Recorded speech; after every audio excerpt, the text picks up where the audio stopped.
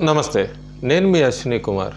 కర్మ అది ఎప్పుడు కూడా వెంట పడుతూనే ఉంటుంది.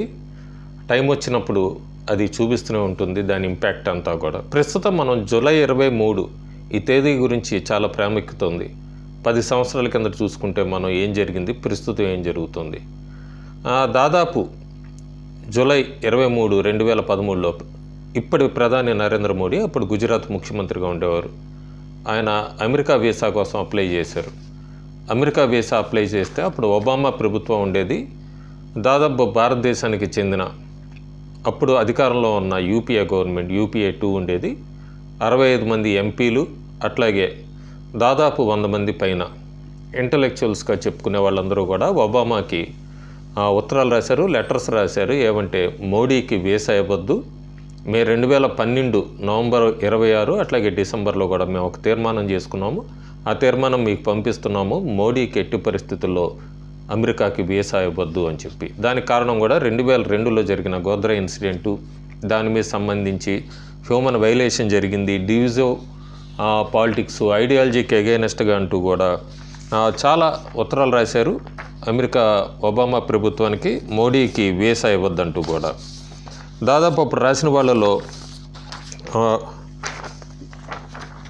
ముఖ్యంగా ఉన్నవాళ్ళు ఎవరంటే మొహమ్మద్ అదీబ్, నేను ఇండిపెండెంట్ ఎంపీ రాజ్యసభ నుంచి కూడా. ఆయన ఇనిషియేట్ తీసుకున్నారు.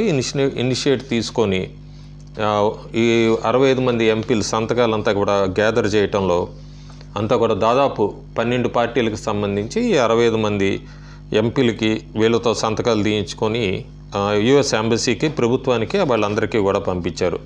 అట్లాగే అజన్ ఖాన్ అని చెప్పి అజన్ ఖాన్ కూడా మొహమ్మద్ హసన్తో ఉత్తరం రాశారు.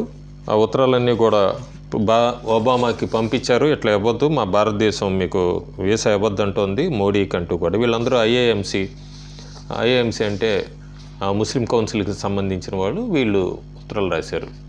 అయితే ప్రస్తుతం ఏం జరిగింది, దాదాపు 2014 నుంచి ఇప్పటిదాకా కూడా నరేంద్ర మోడీ అప్పటి ముఖ్యమంత్రి అయితే ఇప్పుడు ప్రధానమంత్రిగా ఉన్నారు భారతదేశానికి. అంతేకాకుండా అక్కడ ట్రంప్ వచ్చారు, మళ్ళీ తర్వాత డెమోక్రాట్స్ వచ్చారు ప్రస్తుతం. అయినా అప్పుడు ట్రంప్ అక్కడ మారింది, మోడీని ఆహ్వానించారు అమెరికాకి.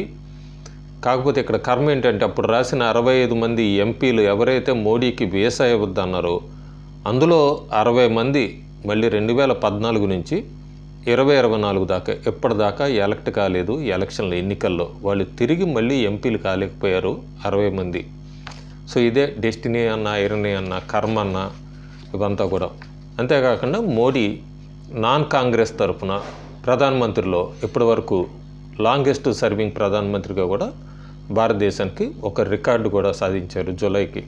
సో ఆ జూలై 23 అనే డేటు ప్రాముఖ్యత ఏంటి, ఏం జరిగింది అనే దానికోసమే ఈ వీడియో.